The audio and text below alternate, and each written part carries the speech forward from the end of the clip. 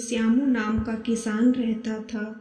स्वभाव से वह बहुत ही अच्छा था। उसका एक खेत था जो बहुत छोटा था, जिस कारण उसके बड़े परिवार की गुजर बसर बहुत मुश्किल से हो पाती थी। श्यामू अपने खेत में बहुत मन लगाकर काम करता, लेकिन खेत छोटा होने के कारण काम कुछ ही घंटों में खत्म हो जाता था। उसके बाद वह खाली रहता था। काम के बाद का खाली समय श्यामू को बिताना भारी पड़ता था, इसलिए उसने एक दिन सोचा कि क्यों ना इस खाली समय में गांव के ही सेठ जी के खेत पर मजदूरी कर लिया जाए। इससे खाली समय भी कट जाएगा और घर में पैसे की कमी भी कुछ दूर हो जाएगी। गांव के सेठ जी बड़े भले इंसान थे। श्यामू जब उनसे काम मांगने गया तो सेठ जी ने कहा, तुम्हें मेरे खेत पर मजदूरी करने की जरूरत नहीं है। आज से मैं पूरे खेत की जिम्मेदारी तुमको देता हूँ। जो भी फसल होगी आधा मुझे दे देना और आधा तुम ले लेना। सेठ जी के इस भले व्यवहार से श्यामू बहुत खुश हुआ और अगले ही दिन उनके खेत पर काम शुरू कर दिया। वह प्रतिदिन सुबह सबसे पहले अपने खेत पर काम खत्म करता और फिर सेठ जी के खेत में काम करने चला जाता। एक दिन दोपहर को जब श्यामू सेठ जी के खेत में हल चला रहा था, उसी वक्त उसका पैर किसी सख्त चीज से टकराया। जब उसने मिट्टी हटाकर देखा तो वहां पर मिट्टी से बना एक छोटा मटका था, जिसके ऊपर लाल कपड़ा बंधा हुआ था।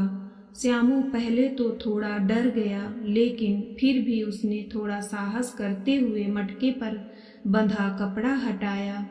जैसे ही उसने कपड़ा हटाया और अंदर देखा, उसके आश्चर्य का ठिकाना ना रहा। उसमें सोने के आभूषण थे।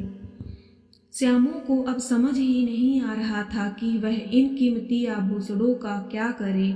एक और वह सोचता, इसे किसी सुनार को बेचकर अपने घर की पैसे की कमी हमेशा के लिए खत्म कर देता हूँ।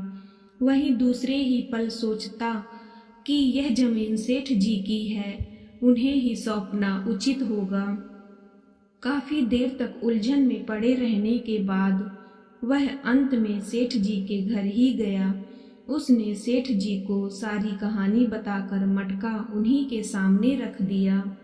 मिट्टी का वह मटका देखकर सेठ जी उसे पहचान गए और बोले, ये मेरी दादी के आभूषण हैं। मैं कई वर्षों से इसे खोजने की कोशिश कर रहा था। मुझे पता नहीं था कि ये कहाँ गड़े हुए हैं। इन्हें अचानक खोज कर तुमने बहुत बड़ा उपकार किया है। तुम्हें इस काम के लिए कोई बड़ा इनाम तो मिलना ही चाहिए। सेठ जी, मुझे आपने अपने खेत पर काम दिया, यही बहुत है। अब मुझे कोई इनाम नहीं चाहिए। श्यामू सेठ जी से हाथ जोड़कर आग्रह किया। फिर सेठ जी ने कहा, श्यामू, मैं जानता हूँ तुम बहुत मेहनती और ईमानदार हो, लेकिन इनाम तो तुम्हें स्वीकार करना ही होगा। सेठ जी थोड़ी देर रुके और फिर कहा, मेरे जिस खेत में तुम यह काम कर रहे थे, आज से वह तुम्हारा है। तुम उसके मालिक हो। सेठ जी के मुंह से यह बात सुनकर श्यामू खुशी से झूम उठा। उसकी आंखों में खुशी के आंसू थे। वह मन ही मन सोच रहा था कि यदि वह लालच में पड़कर अपनी ईमानदारी को भूल जाता तो उसे इतना बड़ा इनाम नहीं मिलता।